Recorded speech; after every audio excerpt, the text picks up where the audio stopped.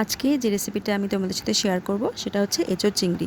তো এঁচোড় চিংড়ি করতে গেলে আগে এঁচোড়টাকে একটু ভালো করে ভাপিয়ে নিতে হবে, তারপরে এঁচোড়টাকে লাল লাল করে তেলে ভেজে নিতে হবে। এবারে আমি একটু এলাচ আর একটু তেজপাতা ফোড়ন দিয়ে দিলাম।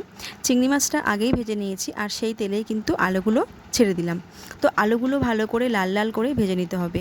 আর মশলার জন্য আমি আদা, রসুন, পেঁয়াজ আর একটু শুকনো লঙ্কা, কাঁচা লঙ্কা একসাথেই সমস্ত কিছু শিলে পিষে নিয়েছি। আর সামান্য পেঁয়াজ কিন্তু কুচোনোও দিয়েছি, আর দিয়েছি একটু টমেটো।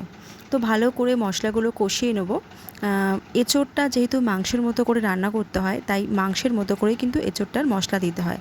তো এখন দিয়ে দিচ্ছি একটু হলুদ আর একটু জিরের গুঁড়ো, ভালো করে কষিয়ে নেব।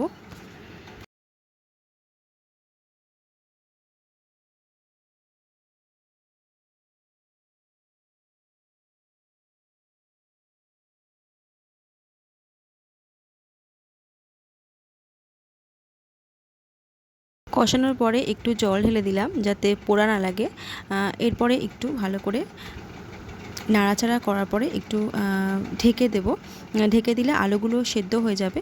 এঁচোড় যেহেতু আগে থেকে সেদ্ধ করা আছে, ওই জন্য এঁচোড় সেদ্ধ করতে হবে না, এজন্য আলুগুলো ভালো করে সেদ্ধ করে নিলাম। চিংড়ি মাছটা ভাজাই ছিল, চিংড়ি মাছটা আর আলুটা ভালো করে কষিয়ে নেব। ভালো করে কষিয়ে নিয়ে যখন একটু তেল তেল মতো ছেড়ে দেবে, তখন আমি এঁচোড়টা দিয়ে দেবো। তো কালারের জন্য একটু দিয়ে দিলাম কাশ্মীরি রেড চিলি পাউডার। কালারটা হলে কি হবে, এঁচোড়টা কিন্তু দেখতেও খুব সুন্দর লাগবে আর খেতেও কিন্তু সুন্দর লাগবে। তো আমার ভিডিওটা যারা দেখছো তারা যদি নতুন হয়ে থাকো অবশ্যই কিন্তু আমার চ্যানেলটাকে সাবস্ক্রাইব করো, আর ভিডিওটা ভালো লাগলে অবশ্যই একটা লাইক করো। আর চলো দেখতে থাকো আমি কিভাবে আজকে এঁচোড়টা রান্না করছি। তো এঁচোড়টা কিন্তু আমাদের সবারই ভালো লাগে, ছোটো বড়ো কিন্তু সবাই আমরা এঁচোড় খেতে খুব ভালোবাসি।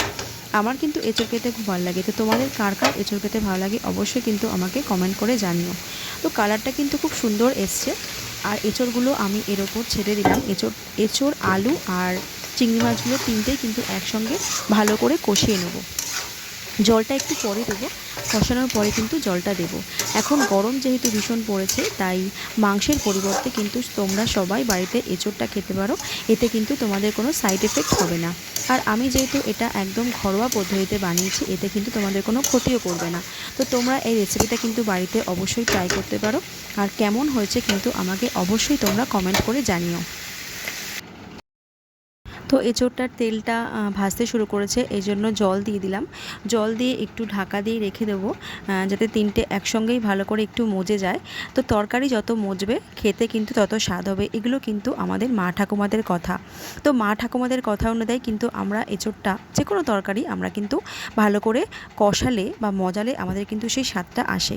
তো চলো, এভাবেই আমি আজকে এঁচোড়টা তোমাদেরকে প্রেজেন্ট করলাম। আমার ভিডিও তোমার যদি ভালো লেগে থাকে অবশ্যই আমার চ্যানেলকে সাবস্ক্রাইব করো, আর তার সঙ্গে একটা লাইক করো। তো চলো, আমার এঁচোড় হয়ে গেছে। তো এঁচোড়ে দেখো কালারটাও কিন্তু খুব সুন্দর এসছে।